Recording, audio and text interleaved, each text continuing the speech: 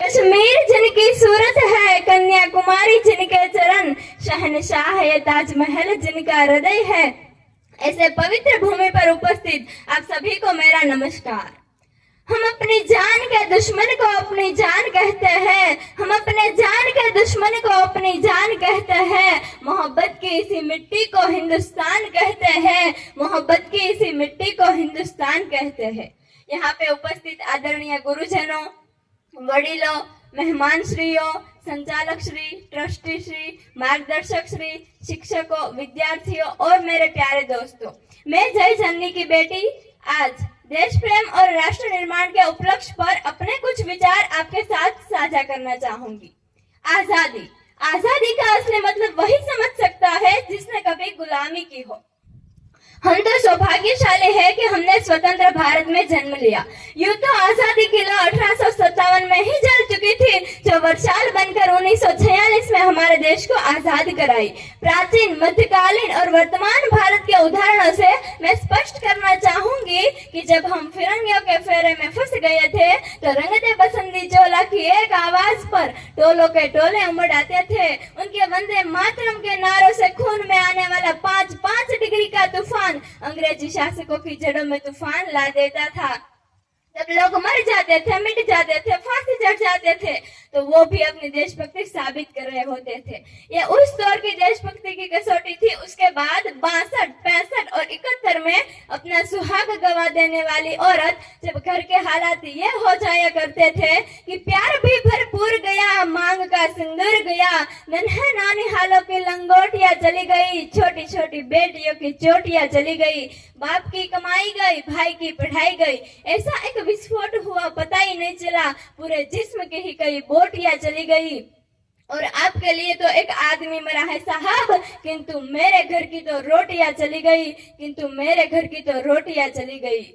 वाले हालात पैदा हो जाने के बावजूद भी एक माँ अपने बेटे को सरहद पर दुश्मनों की धज्जियां उड़ाने के लिए भेज देती थी और पत्र लिखा कर भेजा करती थी कि अम्मा ने खत लिखा है बड़े ही चाव से, पुत्र मेरे घबरा न जाना, एक इंच भी पीछे मत हटना, चाहे इंच इंच कट जाना, चाहे इंच इंच कट जाना। इस तरह पूरा परिवार अपनी देशभक्ति साबित कर रहा होता था।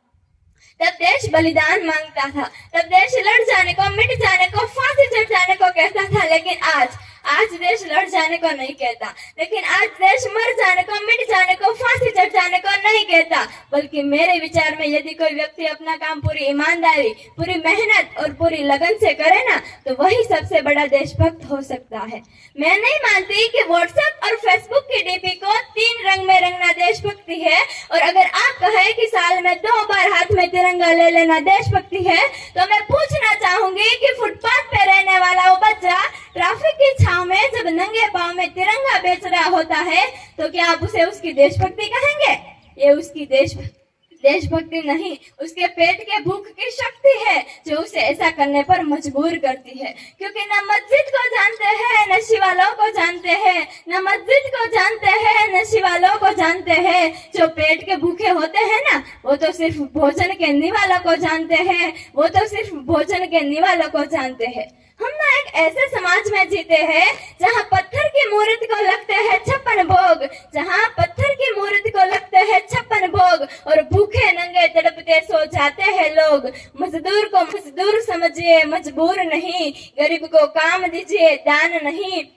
और दान देने के लिए उत्सुक है तो रक्तदान दीजिए, और मरने के बाद अंगदान देकर किसी मरते हुए को जीवन दान दीजिए। यही सच्ची देशभक्ति और यही सच्चा राष्ट्र प्रेम है। न सरकार मेरी है, न रब मेरा है, न सरकार मेरी है, न रब मेरा है, नहीं तो ये बड़ा सा नाम मेरा है। बस इतनी सी बात का गुरूर है मुझे, कि बस इतनी सी बात का गुरूर है मुझे कि मैं भारत की हूँ और ये भारत मेरा है, कि मैं भारत की हूँ और ये भारत मेरा है।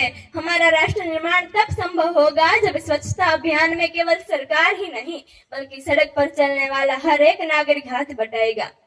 असल मायने में हमारा राष्ट्र निर्माण तक संभव होगा जब हमारे देश की महिलाओं की पूजा नहीं बल्कि उनकी इज्जत की जाएगी। और ये राष्ट्र निर्माण संभव करने के लिए हम सबको बड़ी बड़ी बातें नहीं बल्कि छोटी छोटी कोशिशें करनी पड़ेगी। और उन सबको मैं सैल्यूट करना चाहूंगी जो सरहद पर दिन रात हमारी रक्षा के लिए खड़े, देश के हर नौजवान को, देश के पुलिस प्रशासन, किसान और देश के हर उन नागरिक को जो अपना काम पूरी ईमानदारी, पूरी मेहनत और पूरी लगन से करते हैं, जिनके बिना राष्ट्र निर्माण की कल्पना करना भी असंभव सा लगता है। और मैं अंत में बस इतना ही कहना चाहूंगी कि मेरा हिंदुस्तान महान था, महान है और महान रहेगा।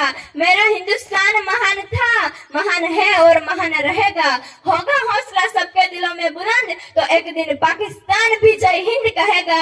पाकिस्तान ही क्यों, सारा जहां जय हिंद कहेगा, क्योंकि सारे जहां से अच्छा ये हिंदुस्तान हमारा, क्योंकि सारे जहां से अच्छा ये हिंदुस्तान हमारा। हम बुलबुल है इसकी, ये गुलिस्तान हमारा, ये गुलिस्तान हमारा। जय हिंद, जय भारत अस्तु।